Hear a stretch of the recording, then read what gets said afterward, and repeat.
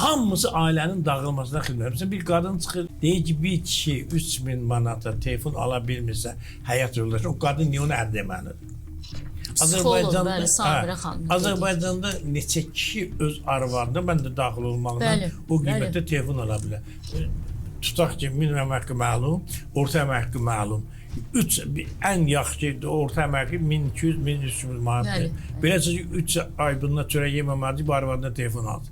Və yaxud da ailə münasibətlərinin telefona nə aidiyyatı var, evə nə aidiyyatı var, yaxşı yaşamağa nə aidiyyatı var. Bizim də dədə-babalarımız kasıb ailələr olmuş, amma 40 il, 50 il ailələrimiz ən ağır. Çünki dəyərlərin özünə indi bir gedonizm var da, yəni əşyabazlıq var.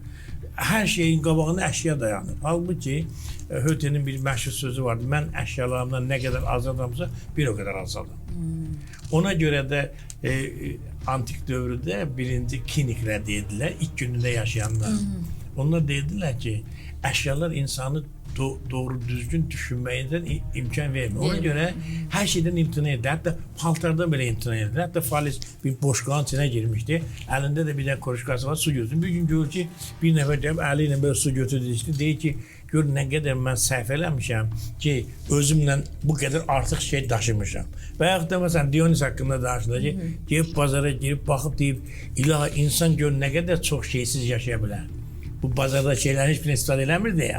İndi bizdə girək mağazinlərə, bəlkə də 100 min adda şey var.